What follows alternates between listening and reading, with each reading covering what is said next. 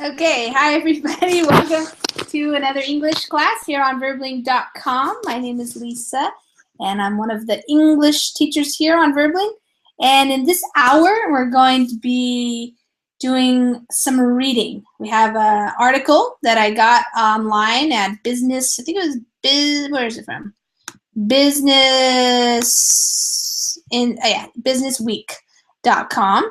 And we're going to be reading this article together.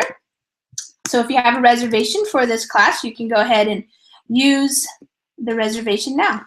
And if you don't have a reservation, then you can just wait a minute, and when you see the join class button up there, then you can join. In the reading class, what we do is I read out loud, you listen, and then you read. And then we go over some vocabulary. And this is probably one of the best ways to learn vocabulary is to do a lot of reading. That's how you learn vocabulary in your own language. Over many years of going to school and reading different books and articles and things like that. And it's basically the same idea when you're learning another language. So if you want to really have a higher level of vocabulary, rather than studying individual words, lists, things like that, it's better just to read a lot, and especially in a class like this where I'm going to be explaining what the words mean so that you can understand, then you'll probably be able to read something even a little bit more difficult than you could read on your own, but I'm going to help you to understand it, and then that way you can learn more words, which is basically what one of the main things you need to do in English is learn a lot of words so that you can say things that you want to say. So words, you know, whether they're nouns or verbs or adjectives or adverbs, whatever kind of words they are, you want to learn a lot of them and be able to put them together in an understandable way so that you can speak or write however you want to produce English. So if you want to join me, you can click on the join class button now. It should be available up there at the top.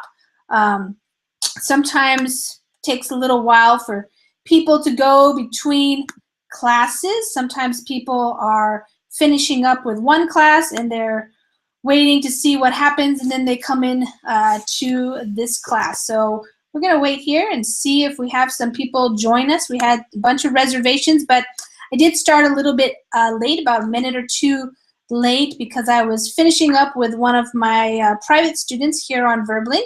So we were just had to finish up, and then I had to start this. So if you want to come in, you can join me. I'm going to show you now the article that we're going to be reading together. This is the article that I chose. It's from Bloomberg Business Week in the Global Economics section. If you are somebody who likes to read about business, maybe you are in business or you're an employee, you want to get a job somewhere, or maybe you're studying and you're interested in business, Bloomberg Business Week is a good website to go to find articles related to all types of things. Of course, global economics, which is basically the idea that the world is connected, and so since we're all connected nowadays, everything is a global concern, not just necessarily a regional or a local concern. So when we're talking about the economies or global economics, we're talking about how different countries and the economies of different countries and towns and cities relate to other places on the globe, around the world. So it's a good place to find articles related to that. You can also find out information related to different companies and industries, politics and policy. Technology is also always a big, big topic. New things coming out in technology. Market and finance. So if you're interested in investing in the markets and you're wondering how to do that, then that's a good place to go looking for information about markets and finance.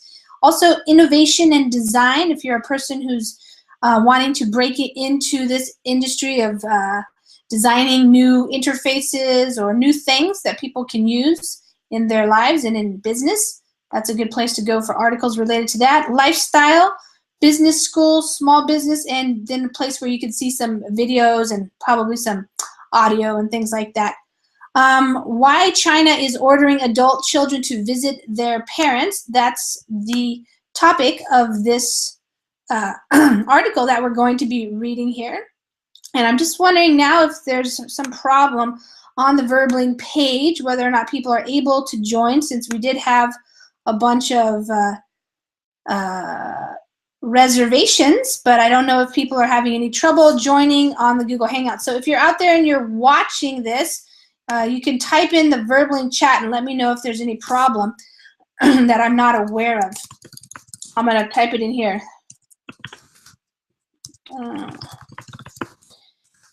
You never know who's going to show up to a Verbling class. Sometimes we have a lot of students showing up, some hours, some classes, and sometimes people don't show up. So we don't know if it's, you know, hours or the classes are not that interesting, or, you know, why people come and not come. So we have some students that come a lot and some students that show up every now and then. And sometimes we do have trouble with the Google Hangout interface. So I'm just checking to make sure there's not a problem there. It does look like people are watching. We are going to be reading this article here. So I put it in this format so that we can read it together, and I'll put it right there in the Verbling chat. So if you want to go there and open the document that we're going to be reading, you can go there. I'm going to check over here in one more place to see what's going on. Let me just check and see.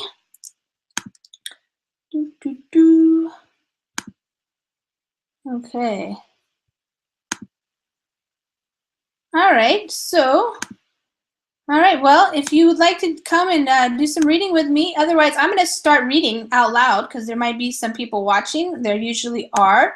And like I said, I think the reading is really important, and this is an interesting topic.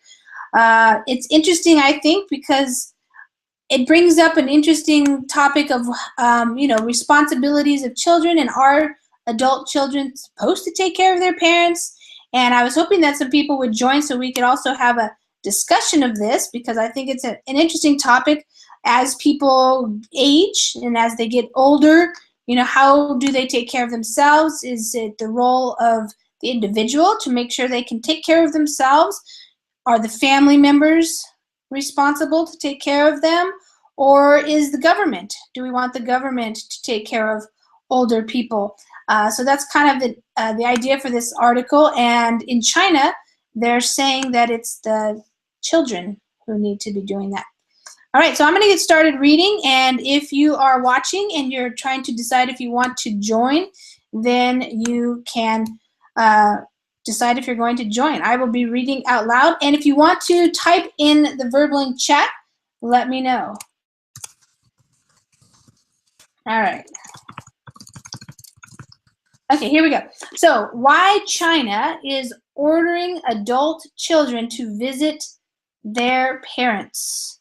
That's the title of this article.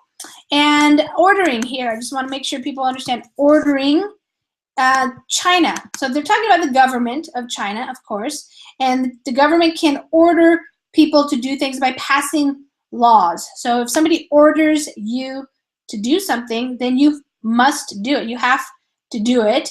And so the Chinese government is going to make adult children have to visit their parents. So it's going to require them to visit. That's what this title of this article means. Okay, pay a visit to grandma and grandpa, or else they'll see you in court. In China, a new law went into effect on Monday, requiring people to care for their elderly parents, with provisions calling for children to see them regularly, or at least call on the phone. All right, so to pay a visit to somebody means that you just go to their house and you visit them.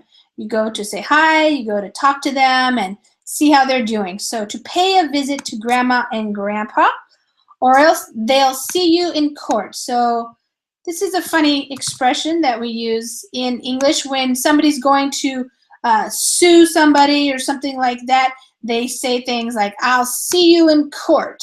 And that means that I am going to hire a lawyer and I am going to take you to court, and because I'm going to sue you, something like that. So that's what the expression is. I will see you in court.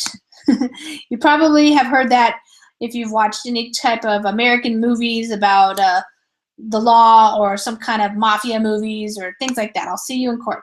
All right, so in China, the new law went into effect. So to go into effect means when it starts working. So when a new law is made, there's a date that it goes into effect, and that's when it starts becoming a real law that people have to pay attention to.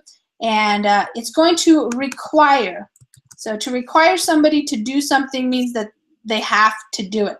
And so people are going to have to take care of their elderly parents. So elderly, that's kind of a subjective term. Elderly, it's really more about what they can do. So elderly might be like 60s, 70s, but certainly 80s, 90s, depending on your parents, how well they've lived and if they're healthy or not. Maybe they need more or less help. So we just, elderly is kind of subjective. Somebody who's 60 may need more help than somebody who's 80 who is in really good health. Anyways, elderly means they're older. All right, so provisions for. All right, so the provisions call for. So provisions mean the rules in the law, what you have to do according to the law. So what you have to do according to the provisions that are in the law is that children, you have to go see your elderly parents regularly. So that doesn't mean just once a year, twice a year, but maybe once a month, something like that, every so often. Or if you can't, you have to at least call them on the phone. So you have to, like what we say, get in touch with them, check on them, see how they're doing by calling them on the phone. All right, the law is intended to protect the lawful rights and interests of parents aged 60 and older, and to carry on the Chinese virtue of filial piety. The official China daily newspaper reports, and the legislation gives seniors leverage to use on offspring. Parents whose children live apart from them and fail to visit regularly can ask for mediation or file a lawsuit, the newspaper says. Okay, so the law is intended. The intention of the law, so the verb is, the noun is intention. What is your intention? It means what is the purpose? What are you trying to do? What are you trying to achieve? So what the law is intending to do is to protect. They want to protect, and they're saying the lawful rights. So we have different rights, and if they're lawful, it means they're backed by the law of your country. So they want to protect those rights and interests of the parents, and they give an age, actually, 60 and older. And the reason why they want to protect these people is because they want to carry on. So to carry on means to continue. So to carry on is the phrasal verb used with the verb and preposition, but it can also mean just to continue. So there's a Chinese virtue. A virtue is something that is a custom or a tradition that is a benefit. It's a good thing, and so they value it. It's something that the Chinese value. So the Chinese virtue of filial piety. So filial refers to children, and piety means that you're going to respect. So respect by the children for their parents. So not just respect, but maybe also loyalty and being obedient to them and helping them out and being loyal to them. All right, so let's see. The legislation, that's the government body that makes the laws of the country. And they're going to give seniors leverage. Leverage is a term used like in business when you have some kind of rule or law that gives you kind of a bit of an advantage. So now, rather than the parents really not being able to do anything if their kids don't come and visit them, now they have some leverage or like an advantage, something they can use to help them get what they want. So they're going to be able to use the leverage on their offspring. So your offspring is, this refers to your children. So your offspring is your children, okay? Parents whose children live apart from them. So to live apart means they don't live in the same house. In China, they obviously still, some people have the tradition of having the elderly parents live in the same house with them. But if you live apart and you fail to visit, that means you don't visit regularly, your kids don't come to see you, then as a parent, you can ask for mediation. So you can ask for help to talk to your kids to try to get them to come, or you can file a lawsuit. To file a lawsuit means that you're going to see them in court. If you're going to see them in court, you're going to get a lawyer and you're going to file some papers saying, you know, what you want, and that means your children are going to have to show up in court to get an answer from you, you know, to get it, to talk to you that way. Okay. Let me just remind people out there that I'm reading because nobody has showed up for the class yet, and I haven't seen that there's any problems on Verbling, so I don't know if people just want to sit and listen to me read. I know there are some people watching. If you're just wanting to hear me read, if you want to talk and you want to read also, and you want to discuss this article with me and practice your English in that way, then of course you can join this class at any time. I'm not sure what the situation is on Verbling. Maybe today is not a very busy day with students, although we did have 6 reservations for this. Maybe some people decided they couldn't come to the class or something, but I haven't heard from anybody, so I'm not really sure what is going on. So I'll just keep reading here, and if you want to join, feel free to join the class at any time. All right, back to the article. What if grown-up children don't live nearby? The new law takes care of that, with a requirement for employers to allow workers time off from work to visit their elderly parents. Although, as Bloomberg News reported when the amendments to the law passed last December, nothing in the legislation specifies how often the visit should be.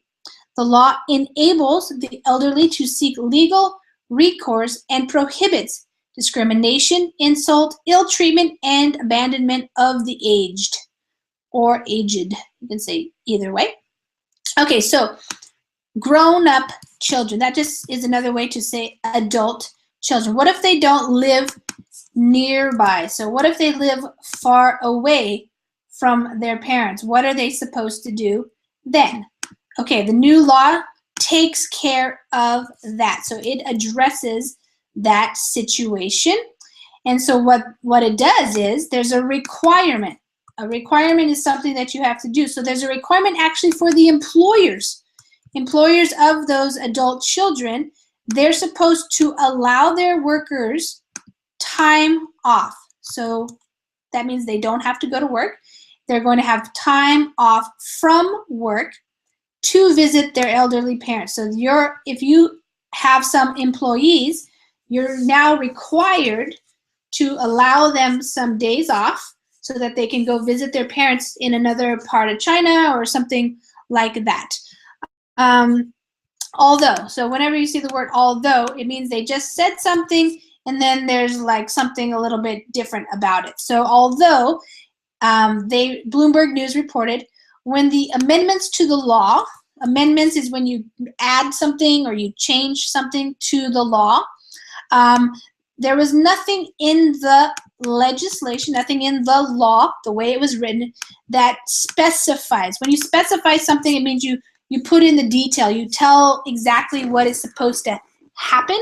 So there's nothing in there about how often you need to visit. So how often, like, is it once a month, twice in a year or something like that. So how often are children supposed to go, or how often are they required to go visit? Okay, the law also enables. The verb to enable means to give somebody the right or allow them to do something, give them the ability, you could say. So the law enables the elderly to seek legal recourse. So this means you can use the courts, the legal system, to try to get your kids to visit you. Recourse is to fix the problem that you have. So you can try to use legal recourse to get what you want. Use see you in court. So this is another way to say that they can sue you, they can take you to court, that kind of thing. It also prohibits. If you prohibit something, it means you make it so that it can't happen, like it's against the law, or it's banned, something like that. So they don't allow for discrimination, insult. So you can't insult somebody, which means you put them down or you say bad things about them. You also cannot treat them badly, and you cannot abandon them. Abandonment is when somebody leaves you. So you can't just leave your elderly or your aged parents alone. You have to take care of them. Okay. As odd as it seems for a government to step in and regulate relationships within the family, in China there's nothing unusual about the new law. After all, this is a country whose government has been mandating for decades the number of children per family. Indeed, it's because of the success of the one-child policy that Chinese officials now feel the need to implement the new Visit the Elderly law. So that's the name of the law, I guess. Visit the Elderly. Okay, so as odd as it seems. So as strange. Odd here means like strange or weird, bizarre. It's not something that may sound normal. It doesn't really sound like that. The government should step in. So to step in means when you, if the government steps in, it means there's something happening, and so now they're coming in to make some kind of law or a difference, or take some kind of action. So I'm going to step in to do something. So here the government is stepping in, and they're stepping in and regulating relationships within the family. So to regulate means they're kind of controlling them, how they should be, what the kids should be doing with their parents. That's the idea. When you regulate something, that's what laws do. They regulate different things, but not usually relationships within a family. So usually regulations are for companies and businesses and governmental agencies, things like that, the laws that they have to follow. Also for citizens, the things that we can or can't do, that kind of thing. All right, there's nothing unusual, so it doesn't seem odd in China. He says, after all, so that just means like if you take into consideration, all this other stuff that they do. They have this one-child policy. That means that the government already has been mandating. They have already been telling people that for a lot of years you could only have one child per family in many parts of China. And maybe the success of that policy, here we have the success of the one-child policy, maybe they now need to implement, means to put into practice this new law. So maybe, they've created a different problem when they're trying to solve the problem of overpopulation. With government-provided assistance very limited, seniors in China largely depend on their families to care for them in their golden years. Hence, the risk from the one-child policy.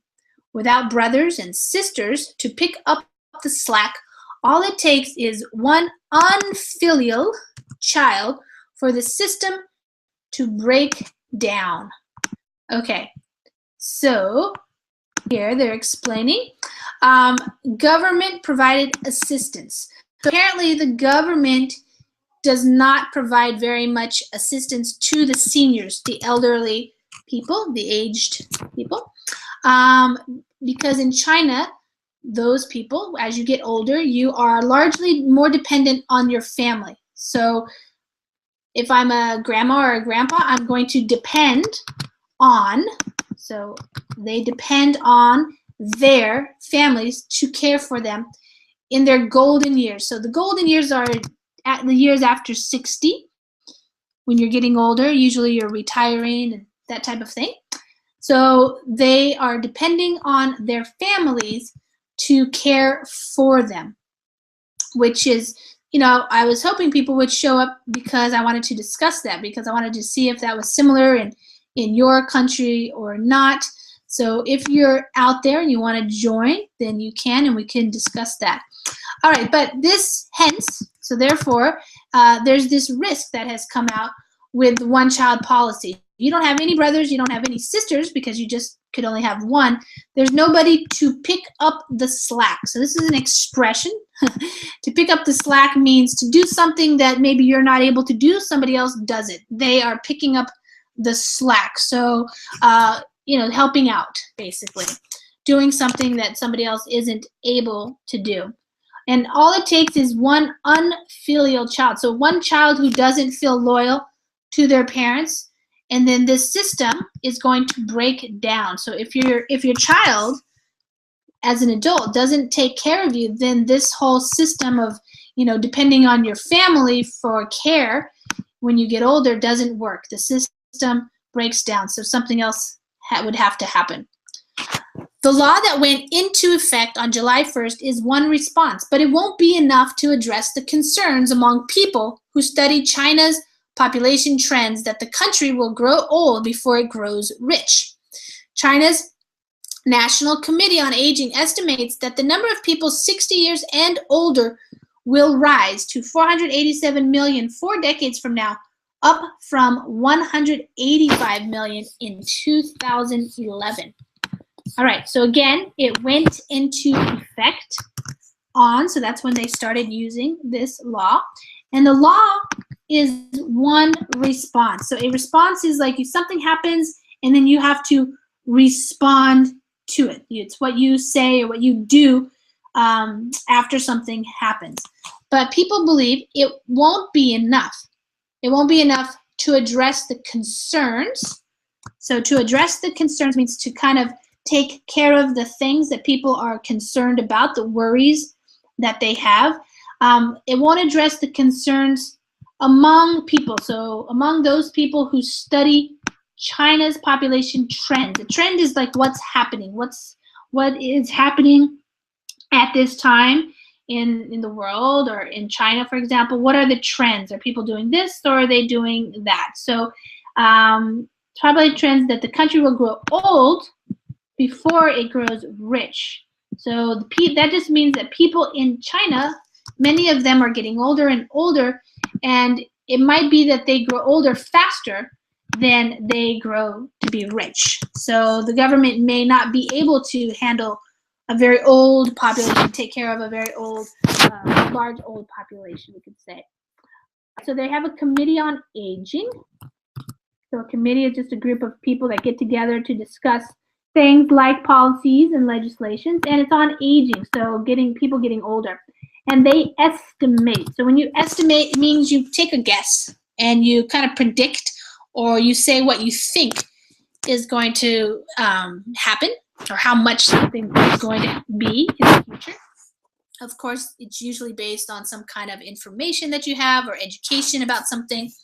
So their estimate is that the number of people 60 years and older will rise. So it will increase by a lot 4 decades from now. So 40 years from now, that means there's a lot of 20-year-olds right now in China, because they're going to be almost, 300 million more than there were a couple of years ago. So a lot of older people will be living in China in 40 years, 4 decades. China's aging problem is at a scale and speed not comparable with anywhere else in the world. Yuan Jin, director of Nankai University's Aging Development Strategy Research Center in Tianjin, and a member of an advisory committee on the new rule, told Bloomberg News. All right, so we got to the verb there. Sometimes when they're explaining who these people are, it can be a while till you get to the verb. But basically, he told Bloomberg News about the aging problem in China. It's at a scale. Scale is the size of something. So it's at a scale and a speed that you can't really compare with anywhere else. Of course, we know China is the largest country in the world, so of course the scale is huge. All right, the tipping point for China's demographic crisis may have already arrived.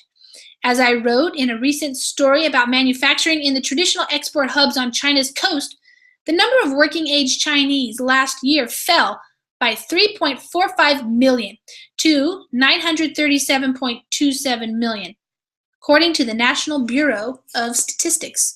So a tipping point. There's a famous book in English called The Tipping Point by Malcolm Gladwell, which describes this phenomenon. But the tipping point for China's crisis, demographic crisis, people and where they're living. Okay? What type of people do you have in a nation? And the crisis may have already arrived. So the tipping point is when you get to a point where there's no return, kind of thing. You know, it's been growing, and then all of a sudden that's it. You just tip over the top, kind of thing. So this author wrote a recent story about manufacturing, so making things in factories and stuff, in the traditional export hubs. A hub is like a place where a lot of stuff happens. So an export hub would be a place where lots of exporting is done. So of course on the Chinese coast means the boats, the boats that are taking Chinese goods to other parts around the world. So what is happening there is that the number of working age Chinese last year fell. So they had less people than they had previously. So the Bureau of Statistics is like the Office of Statistics. So it's the place in the government that gathers up all these statistics, these numbers and things like that. So already they're declining in terms of the people who are of working age. Not a big drop. I'm going to move this down. Not a big drop, but it marked the first fall in working age population and marks the start of a trend expected to accelerate in the next 2 decades, the Hong Kong-based China Labor Bulletin wrote in a June 11th report. China no longer has an inexhaustible supply of young workers.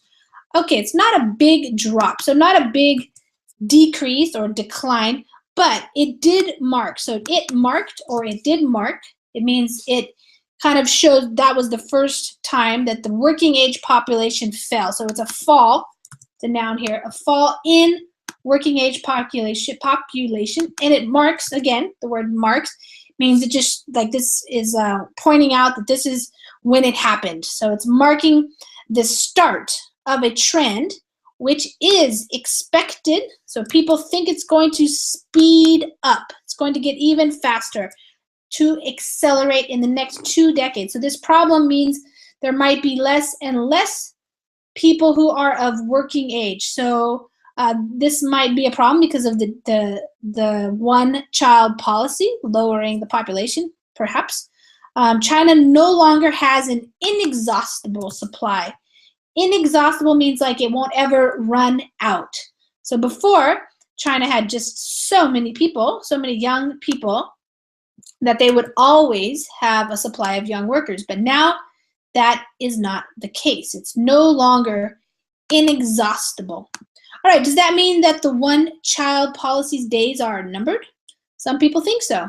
As Christina Larson wrote recently, the average Chinese lived until 74.8 years of age in 2010, rising from 68.6 in 1990. By 2050, or by 2050, 1 in 3 people in China is expected to be age 60 or over.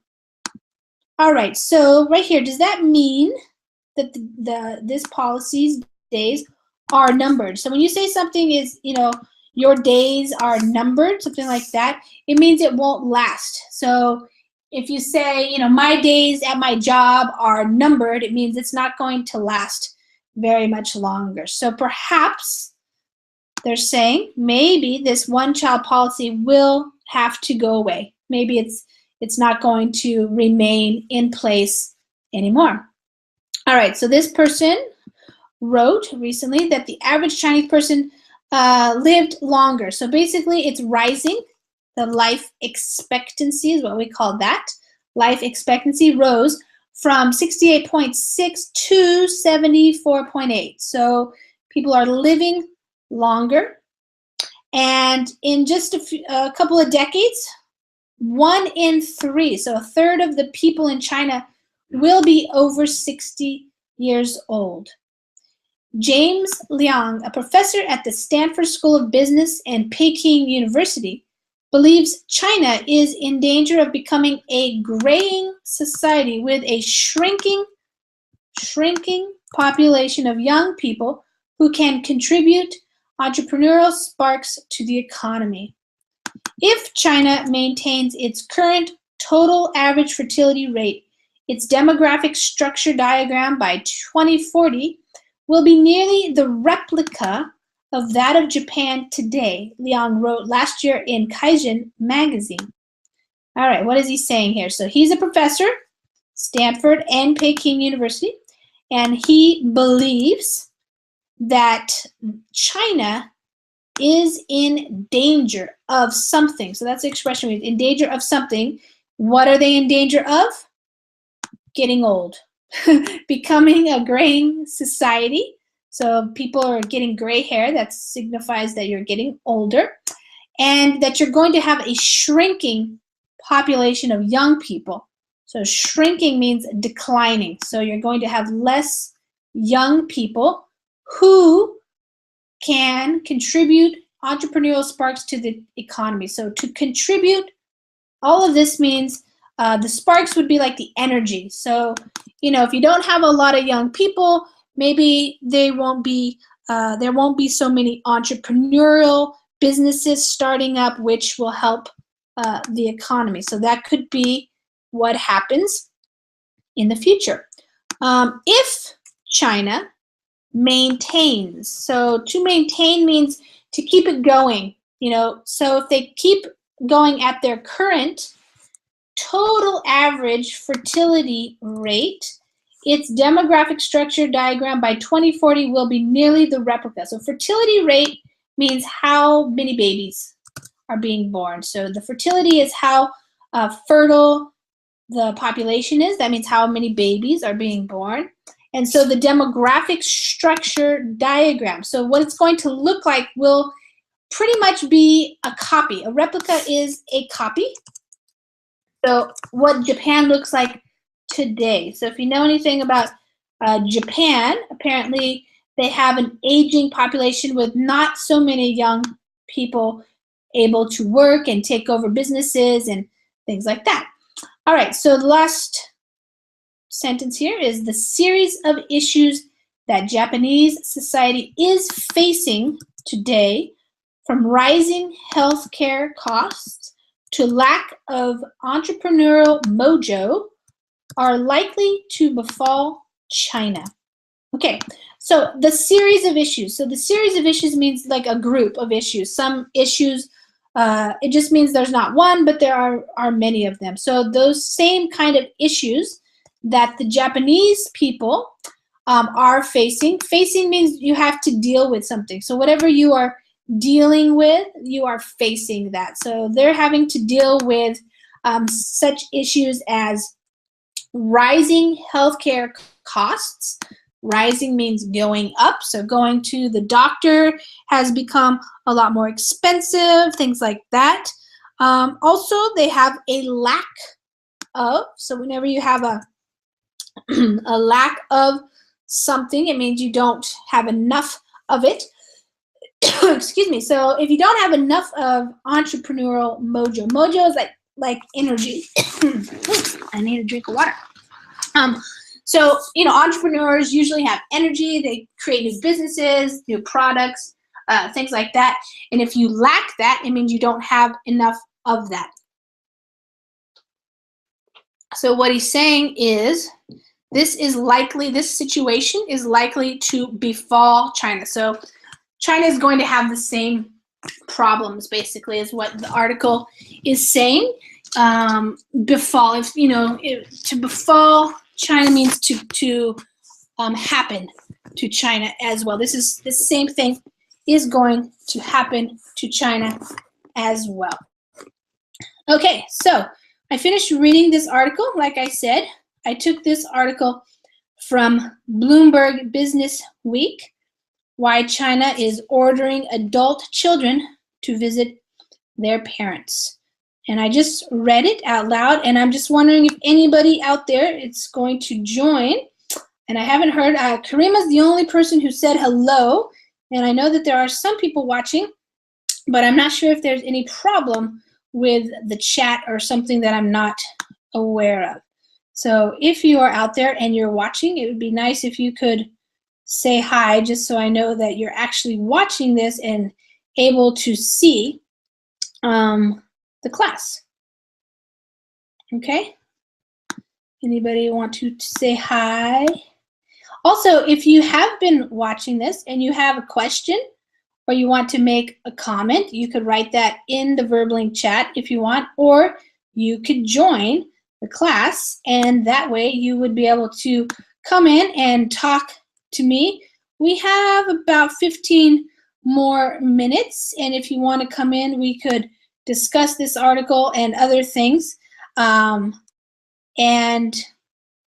we could just practice your English. You could practice your English. If nobody's going to come in, then I'm going to continue to go over this because these classes are recorded and they are available on Verblink later. And so it's always a good idea that you watch the classes later. You know, you can skip through them and go where you want to go. You can do things like that, so you can use the class however you want for your own learning. I was going to check to see if they had any comments on this section here. Yeah, so one of the things, I'm going to do a little teaching lesson here too for you guys who are watching, and if you're watching this video later. One of the things that's really interesting, if you want to, another way to practice your English, is to go to read a blog post or read an article, and then go to the comments section and read the comments, because not always, but usually there are people who have some good ideas, whether or not they're supporting the article or they're going against it. And then they're also, sometimes they have little dialogues here between each other, little conversations. Some of them might not be very intelligent, so you can't always necessarily think that they're going to be very well-formed opinions or something. But in terms of language, understanding the English language and getting some real authentic way that people use English, this is a great way to do that, I think. And you can do that in a lot of places. Most websites nowadays, if you have like a news website or magazine website, they have the article, and then they have a section for comments. And people from all around the world actually are going here and making comments. And as you can see, some articles get a lot of feedback, and some, sometimes they don't. But some people actually take quite a bit of time to respond. And like I said, some are, probably very well thought out, and some are not very nice. So it looks like this one, he says, yeah, the liberals saying, give me and my ilk your property because I need it much more than you. So this is a person who's kind of ranting. It says, at least China as a country pays its bills so far. All we do is borrow until our dollar is worthless. So that's a comment on the United States debt. So, and then this person says, you are simply wrong. You know it, and I know it. Liberals are for everyone having a chance. No rich bullies stealing from everyone else and then complaining when others think it is unfair. So people get into conversations like this. Usually, they try to keep it, I should say, polite or nice maybe, but sometimes they're not. So, but even when they're not, in terms of learning English, it's a good practice to go and, check out what people are saying. Santiago, you're going to China in 15 days. What are you going to be doing there? I've never been to China before, Santiago, but that sounds pretty amazing. I'm wondering where are you going? What part of China, and what are you going to be doing there? You can write in the chat if you want, Santiago.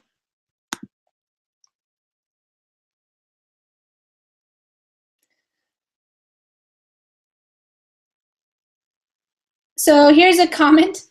This guy says, at least we don't need that kind of law in USA where kids send off their parents to nursing homes to die. So obviously this person is, that's a frustrated comment, because it is true that in the United States, a lot of people send their parents to a nursing home or some kind of retirement home.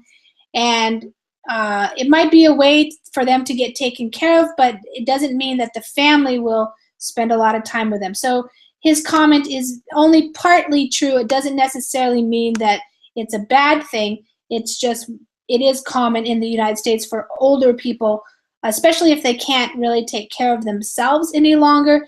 They do get put into nursing homes so nurses can care for them. Also, a thing that you can notice here is people can vote up replies. So if you leave a comment and somebody likes your reply, they can vote it up. This was an interesting comment here. Will this lead to murder, considering there are going to be some that are better off separated from them? So this was another thing that got brought up when I talked about this article with somebody else is, you know, if you're required to take care of your parents and you don't want to, you can't or something, do you think people will start actually killing older family, you know, their parents or something like that? Sounds terrible, but it's definitely something that comes up when people are forced to do something. Yeah. Okay, Santiago, oh, you're going to China for your holidays. Okay, are you going to visit the Great Wall of China? My brother and my mom and my sister-in-law and my nephew, they all went to China last year because my sister-in-law is from, her parents are from China. So they had a really good time. Oh, you're going to Beijing and Xi'an and Shanghai.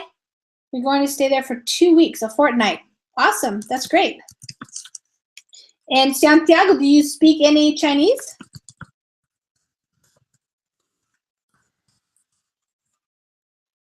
You should talk to one of our students, Chao. He's from China. He might be able to give you some ideas.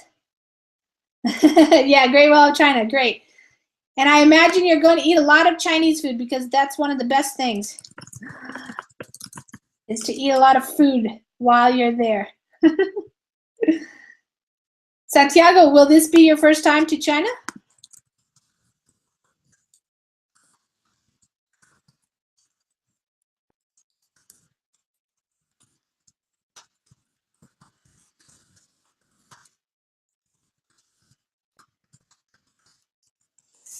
Hi, B. How are you?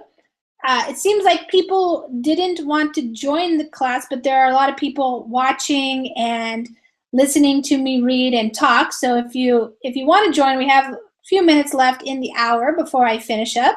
But otherwise, we can continue on the Verbling chat. So Santiago, yeah, hopefully they will speak English. Not everybody. Probably the ones that deal with the tourists. So, because usually if people need a language for them to make money, then they learn it pretty well. So usually when you go to countries, foreign countries, the people who work with tourists are usually the ones who speak English and other languages as well, so they can accommodate you and make you feel at home and help you so that you can use their services. So that's great, Santiago. Wow, it's nice when you can go abroad, Santiago. That's great. Santiago, where are you from? What country are you going to be leaving from?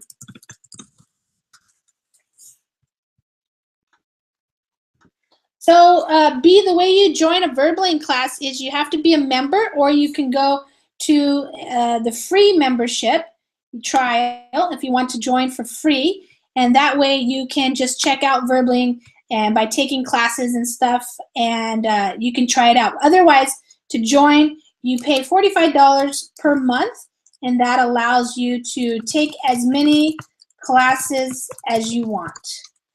Oh, Santiago, I thought you were from Spain. Okay, great. So going from Spain to China, wow, that's going to be a long trip. Yeah. Yeah, B, you could do a free trial if you want. You can always do a free trial on Verbling. It's 7 days. and you get to try it out. See if you like it and if you'll use it. If you like it and you use it, it's certainly a great deal because it's a lot less than going to like an English school, or it's even less than buying an English books, really. All right, let's see what else these people say. I wonder. All right, so this article actually, it's a year old, so these people keep writing things, but some of these are older. All right, so yeah, people do this. They write in all caps, so that person is trying to make a point there. All right. This guy's talking about life extension. So some people want to live a lot longer time and not have a retirement, so you can work until your old age. Here, this person says, we need the aging population to be able to continue working without neurological disorders getting in the way during their later years. So get ready to retire at age 85. All right.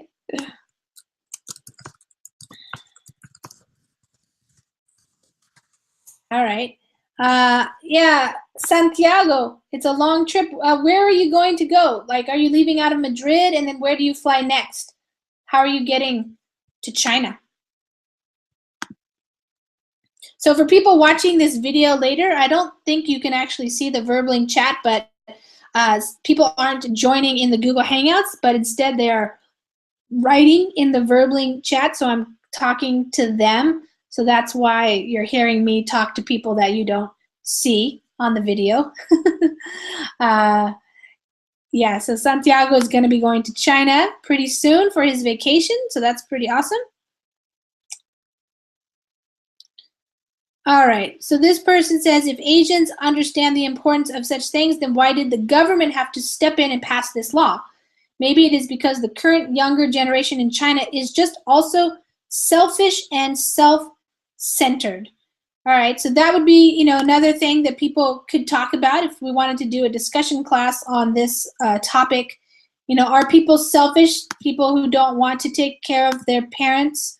Are they being self-centered? What do you think? Is it a child's responsibility to take care of their aging parents? What if you didn't have a good relationship with your parents? What if they raised you and they weren't very kind to you? Would you want to take care of them when you were old? I mean, when they were old and you got older too as an adult? Or what would you want to do? Let's see. Sure, China's policies aren't up to where they should be, but your attitude, okay. Some people believe that they should, and some people think that it's more modern, that people just do what they want to do. Let's see. 15 hours of flying. Oh, you're going to Amsterdam first. Wow, and then Amsterdam all the way to Peking? That's a long flight. I'm surprised. Okay, cool. Well, take some good books and some listening materials and snacks. That's at least on a, hopefully you can sleep on a flight, Santiago.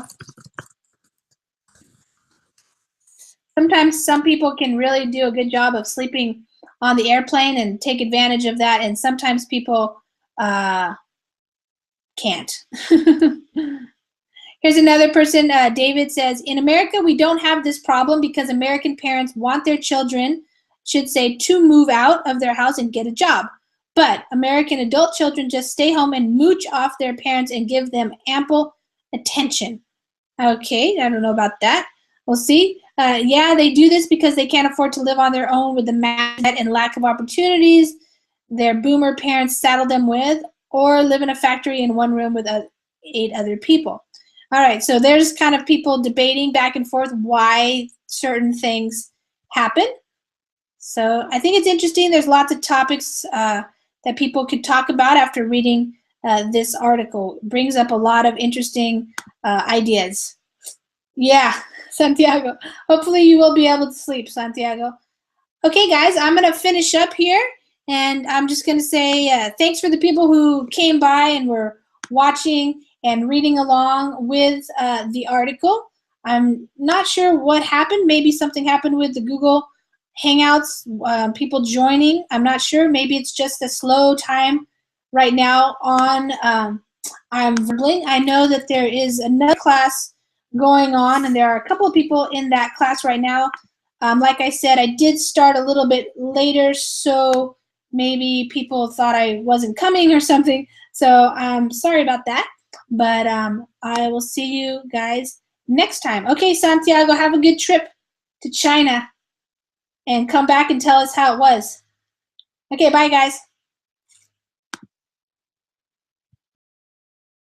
This week is a good website to go to find articles related to all types of things. Of course, global economics, which is basically the idea that the world is connected, and so since we're all connected nowadays, everything is a global concern, not just necessarily a regional or a local concern. So when we're talking about the economies or global economics, we're talking about how different countries and the economies of different countries and towns and cities relate to other places on the globe, around the world.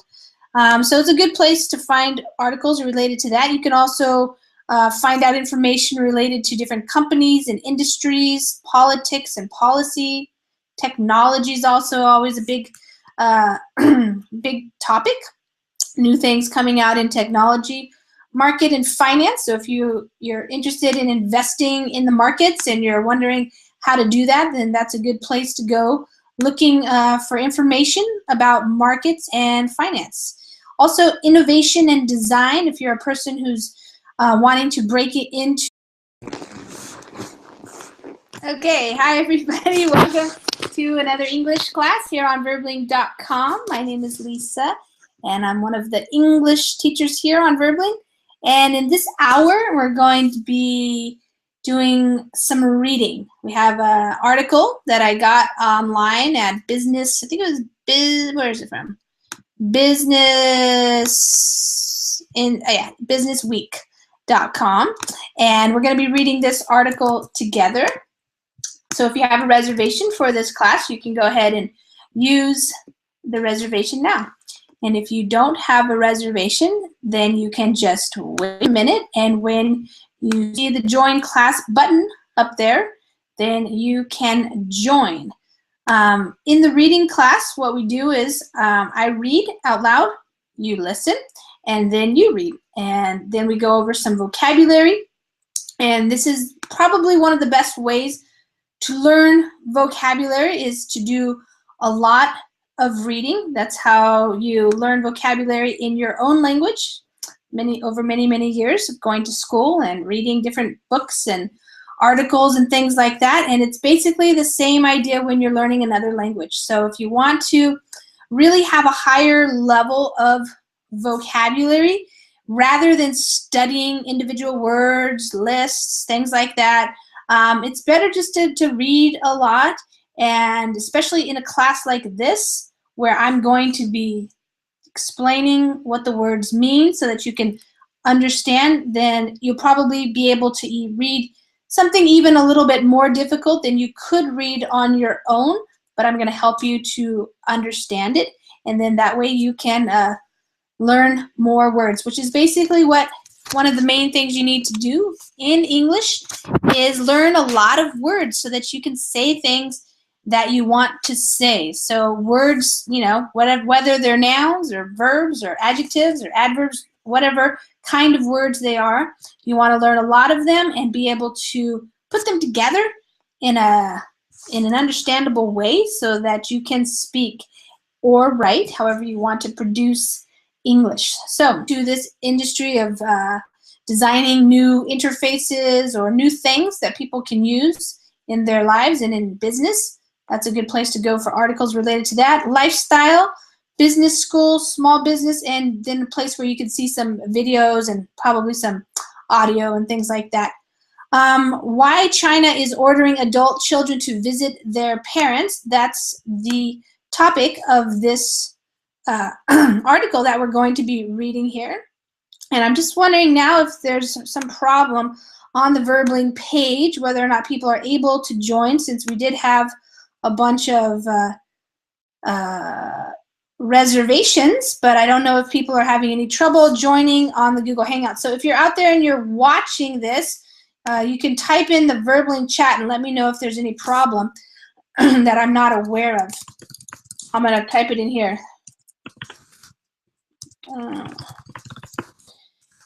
You never know who's going to show up to a Verbling class. Sometimes we have a lot of students showing up, some hours, some classes, and sometimes people don't show up. If you want to join me, you can click on the Join Class button now. It should be available up there at the top.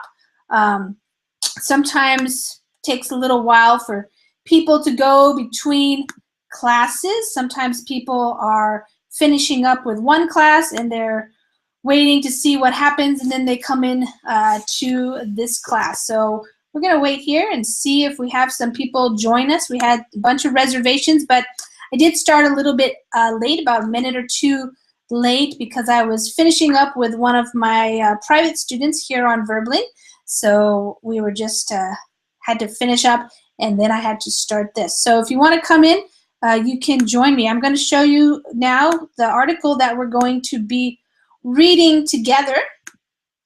This is the article that I chose. It's from Bloomberg Business Week in the Global Economics section. If you are somebody who likes to read about business, maybe you are in business or you're an employee, you want to get a job somewhere, or maybe you're studying and you're interested in business, Bloomberg Business